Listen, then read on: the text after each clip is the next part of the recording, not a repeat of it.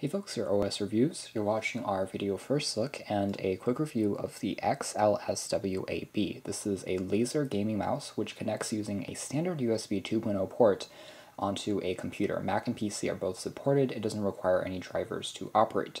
Otherwise, it has a fairly standard, or roughly a 1 meter cable length, and it does have a braided wire, which makes it fairly resistant to tear and wear. However, as far as gaming mouses go, this one has a rather lightweight portfolio. In fact, I was a little bit shocked at how lightweight it was when I picked it up.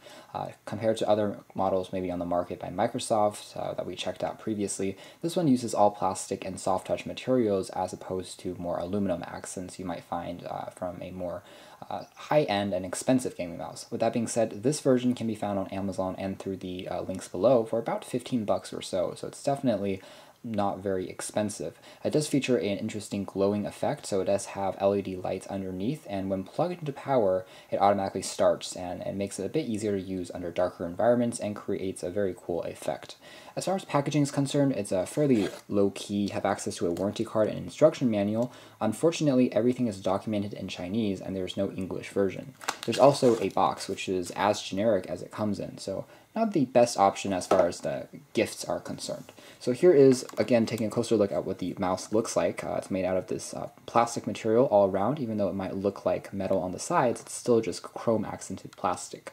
There is access to a scroll wheel on the top, which is also made out of acrylic and soft touch rubber, so it does glow as well. It has a pretty good weight distribution to it, and it's fairly sensitive and responsive. There's the standard left and right click keys. Over here I have access to the shoulder keys, which also dubs as the forward and back keys. So if you're using it in Windows, it automatically goes back and forth between previous pages, let's say in a web browser. Otherwise, the logo on the front here also lights up. Pretty comfortable as far as the overall weight goes with your right hand.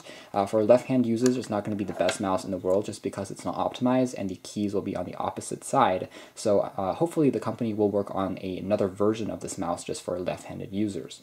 Otherwise, you have some additional details which makes it seem a bit more elegant as far as gaming styling is concerned. And the back features the standard laser port as well as rubber feet, which prevents the unit from really getting stuck too much. It glides around pretty well on a surface, a hard shell surface.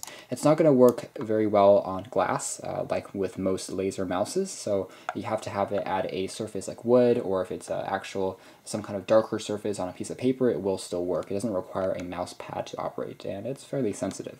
So next we're going to plug this into power, into a computer, and show you guys what it looks like, and also a bit of a demo as far as performance when operating a computer using just this mouse. So here it is, just plug and play, more or less. And as far as draining power is concerned, it's a typical LED mouse, so it doesn't really require too much power to operate. So I have this connected to a tablet right now,